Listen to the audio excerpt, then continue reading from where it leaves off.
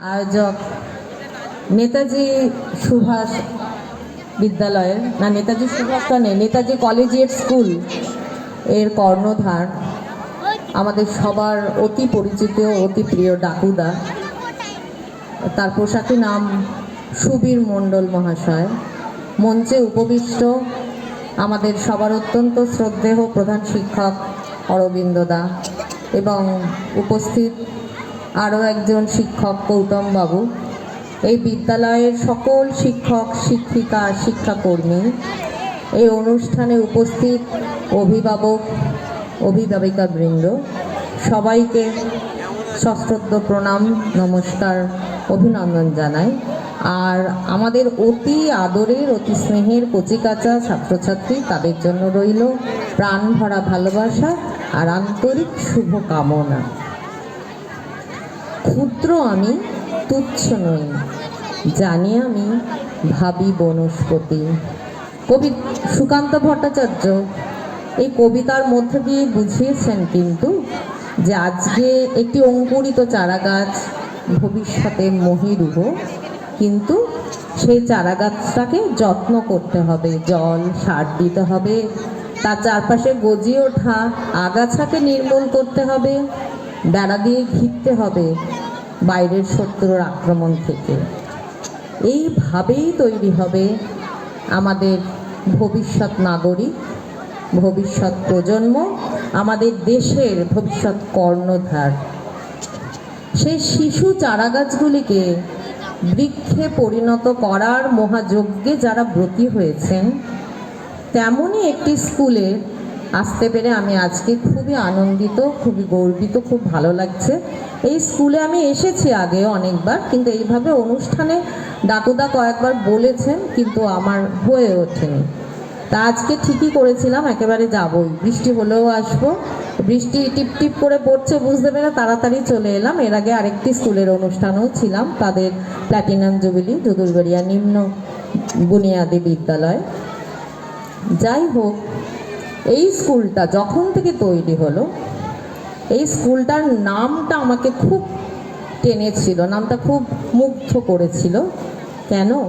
এই স্কুলের যিনি আদর্শ, যার আদর্শকে কেন্দ্র করে, যার আদর্শে অনুপ্রাণিত হয়ে এই স্কুলের প্রতিষ্ঠাতা যিনি ছিলেন তিয়ারি মহাশয়, শুনে ভালো লাগলো। আমি এত কিছু জানতাম না যে উনি নেতাজির একজন একনিষ্ঠ ভক্ত ছিলেন।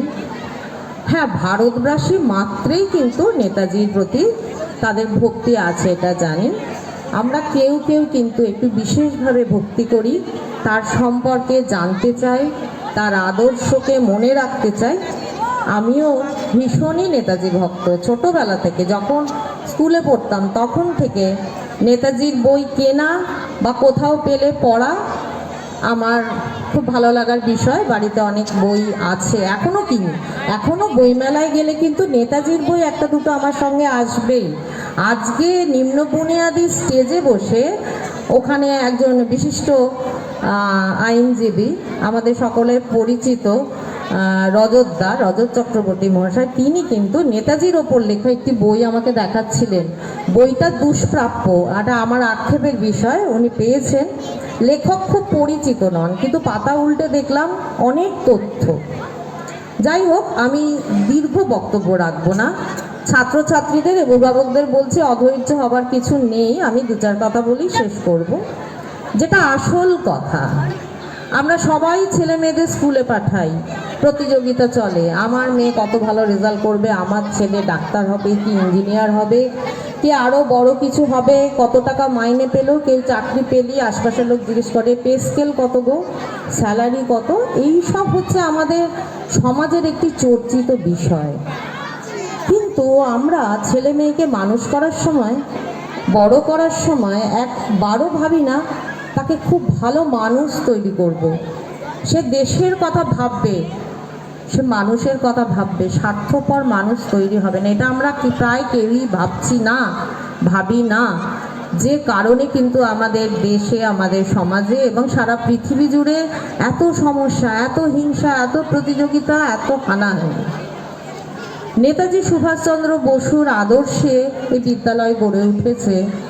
সেই জন্য ছোট ছোট ছেলে মেয়েদের তার সম্পর্কে কিছু কথা বলতে চাই, যে তোমরা কিন্তু প্রতিদিন স্কুলের নামটা যখন উচ্চারণ করবে তখন ভাববে যে এমন একজন মানুষ ছিলেন, তিনি দেশের জন্য নিজের জীবনের সবটুকুকে উজাড় করে দিয়েছিলেন।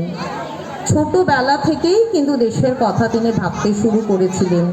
ক্ষুদিরাম বসুর ফাঁসি যখন হয়, তিনি তখন একেবারেই ছোট, সবে বুঝতে শিখেছেন, স্কুলে পড়েন, তখন থেকে সেই ঘটনা তাকে খুব বিচলিত করেছিল।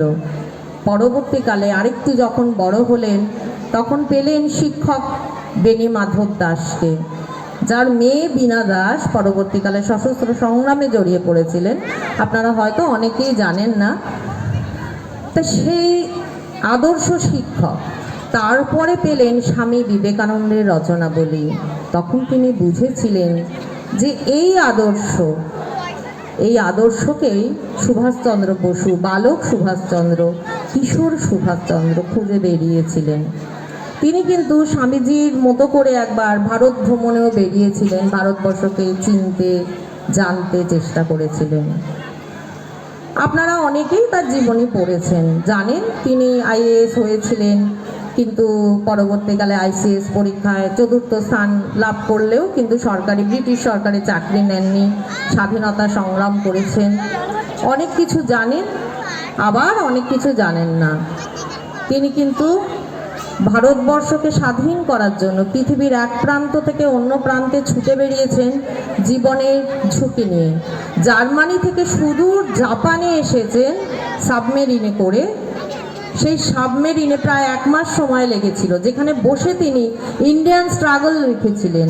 সাবমেরিন আমি খুব সহজেই উচ্চারণ করে ফেললাম, একটু কল্পনা করুন, খুব ছোট্ট একটা জায়গা, তার ভেতরে খুব বেশিক্ষণ ভালো করে বসার মতো পরিসর নেই, কোনো রকমে কয়েকজন মানুষ একটু শুতে বসতে পারে, সারাক্ষণ সেখানে ডিজেলের একটা ভয়ঙ্কর গন্ধ, খুব ভালো করে বাতাস ঢোকারও ব্যবস্থা নেই। এবং সেই সাবমেরিন মাঝে মাঝে যখন সমুদ্রের ওপরে একটু নিঃশ্বাস নেবার মতো ভেসে উঠত, তখনই শত্রুপক্ষের জাহাজ আক্রমণ করত।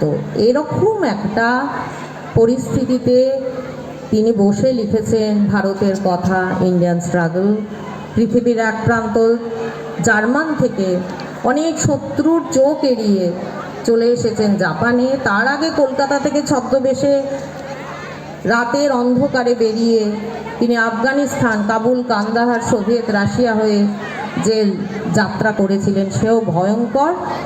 দুঃখের বিষয়, আজকের বাবা মায়েরা কেউই নেতাজি সম্পর্কে পড়তে বা পড়াতে তেমন আগ্রহী নন। আমি আজকে এই মঞ্চে আপনাদের কাছে এই ছোট্ট অনুরোধটা রাখবো, একটু ছেলে মেয়েদের পড়ান, তারা একটু নিজের দেশটাকে ভালোবাসতে শিখুক। দেখবেন নিজের দেশকে ভালোবাসলে বড় হয়ে নিজের বাবা মাকেও ভালোবাসবে। আদর্শ তার ভেতর থেকে আপনা থেকে আসবে, সারাক্ষণ তার দিকে নজরদারি করতে হবে না। সে আদর্শেরই বড় অভাব এই যুগে বাচ্চা বাচ্চা ছেলে মেয়েদের কাছে। আমরা এই অনুষ্ঠানগুলোর মধ্য দিয়ে তাদের সামনে সেই আদর্শকে যদি তুলে ধরতে পারি। আমার সামনে মঞ্চে আরও 2জন মনীষীর প্রতিকৃতি আছে, রবীন্দ্রনাথ ঠাকুর, কাজী নজরুল ইসলাম। এরা সবাই কিন্তু আমাদের জাতির গর্ব, সারা বিশ্বের দরবারে ভারতবর্ষের মুখ উজ্জ্বল করেছিলেন। প্রত্যেকেই কিন্তু সবথেকে বেশি দেশকে ভালোবেসেছিলেন। এই দেশকে ভালোবাসার শিক্ষাটা আজকাল আমরা কেউই প্রায় দিতে পারছি না। এটা আমাদের ব্যর্থতা, আমাদের অক্ষমতা। এই অক্ষমতাটাকে ওভারকাম করে, অতিক্রম করে আমরা যদি এই মনীষীদের আদর্শে আমাদের পরবর্তী প্রজন্মকে মানুষ করে তুলতে পারি, তাহলেই কিন্তু আমরা একটা সুস্থ, স্বাভাবিক, সুন্দর পরিবেশ পাব। সেটাই হোক আমাদের পরবর্তী দিনগুলোর লক্ষ্য। নেতাজি কলেজিয়েট স্কুল, আমি যতটুকু খবর পাই, এই স্কুলের অনেক মেয়েরা আবার আমার স্কুলে গিয়ে ভর্তি হয়। আমি দেখেছি তাদের মধ্যে খুব শৃঙ্খলা বোধ এবং পড়াশোনার বাইরেও তারা অন্যান্য কাজে আগ্রহী। আমি যখন অ্যাডমিশন হয় তখন কিন্তু আমি দেখি, যদি নিজে বসে বেশিরভাগ সময় অ্যাডমিশন করি তখনও দেখিনি কোন স্কুল থেকে এসেছে, ডাকুদার সঙ্গে যোগাযোগ রাখি তোমার স্কুলের কতজন আসছে বছর। তো এইভাবেই এই নেতাজি কলেজিয়েট স্কুলের সঙ্গে যদুরবেড়িয়া বালিকা বিদ্যালয়ের একটা যোগাযোগ আমি যবে থেকে এসেছি সেদিন থেকে গড়ে উঠেছে, একটা যোগসূত্র রয়েছে। তার মানে যে চারা গাছটি এখান থেকে তৈরি হলো সে যদি সুস্থ স্বাভাবিক সুন্দর চারা গাছ হয়, পরবর্তীকালে আমার কাজটা আর একটু সহজ হয়, সেই মেয়েগুলো কিন্তু সহজেই জীবনে প্রতিষ্ঠিত হয়। হ্যাঁ, প্রতিষ্ঠিত তো হতেই হবে, সেই সঙ্গে একটা আদর্শ নিয়ে বড় হতে হবে। এই বার্তা দিয়ে সকলকে আমার শুভেচ্ছা, অভিনন্দন, ভালোবাসা জানিয়ে নেতাজি কলেজিয়েট স্কুলকে আন্তরিক ধন্যবাদ এবং তাদের সাফল্য কামনা করে আমি আমার বক্তব্য শেষ করলাম। নমস্কার।